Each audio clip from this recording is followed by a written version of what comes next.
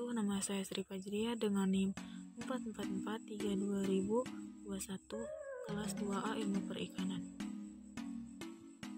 Di sini saya akan menjelaskan tentang dampak pencemaran air laut akibat sampah plastik di Indonesia. Sampah plastik menjadi isu penting banyak negara karena pencemarannya terus meningkat. Setiap tahunnya data terbaru Kementerian Kelautan dan Perikanan, sampah plastik yang mencemari lautan Indonesia mencapai 1,29 juta metrik ton, lebih dari 250 juta wilayah lautan terdampak pencemaran sampah, dan paling banyak sampah yang ada di laut adalah sampah plastik. Plastik yang ada di laut bisa berasal dari daratan maupun perairan.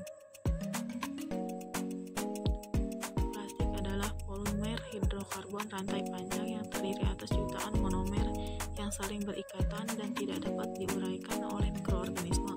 Sampah plastik membutuhkan waktu 200 sampai 1000 tahun untuk dapat terurai. Sampah plastik dapat menimbulkan pencemaran terhadap tanah, air tanah, dan makhluk bawah tanah. Sampah plastik yang masuk ke laut dapat terbelah menjadi partikel-partikel kecil yang disebut mikroplastik dengan ukuran 0,3 sampai 5 mm. Diperkirakan saat ini mikroplastik yang ada di air laut Indonesia jumlahnya ada di kisaran 30 hingga 960 partikel per liter. Keberadaan mikroplastik di dalam air laut Indonesia jumlahnya sama dengan jumlah mikroplastik yang ditemukan di air laut Samudra Pasifik dan Laut Mediterania, namun lebih rendah dibandingkan di pesisir Tiongkok, pesisir California, dan barat laut Samudra Atlantik. Sepertinya pencemaran plastik di Indonesia diperkirakan akan terus meningkat. Laut adalah salah satu dari 17 tujuan dari Sustainable Development Goals atau pembangunan berkelanjutan yang diukur dengan menyeimbangkan 3 dimensi pembangunan berkelanjutan, yaitu lingkungan, sosial, dan ekonomi.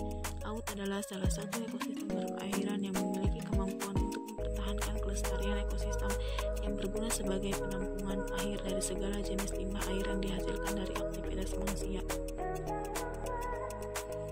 Dampak pencemaran lingkungan akibat sampah plastik terhadap ekosistem di laut.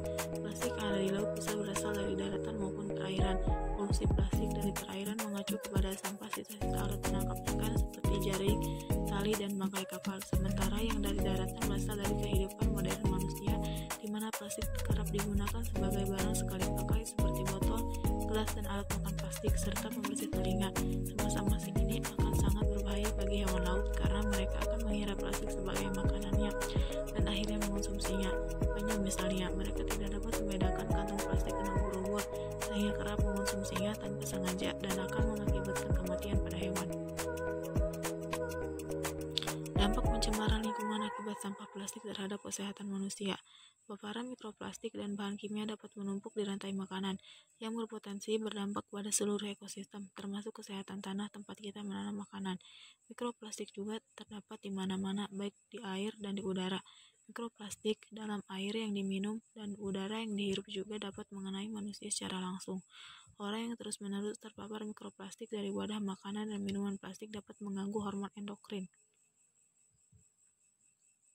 Dampak pencemaran lingkungan akibat sampah plastik terhadap pariwisata Indonesia.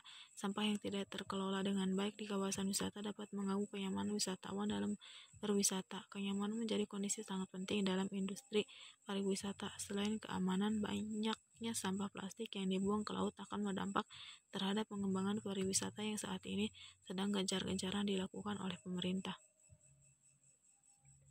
Cara untuk mengurangi sampah plastik: hindari penggunaan sedotan plastik, gunakan kantong reusable, pilih toko yang menggunakan kemasan kertas, berhenti membeli air minum kemasan, pilih barang dengan kemasan kardus, bantu orang di sekitar kita sadar pentingnya mengurangi penggunaan plastik.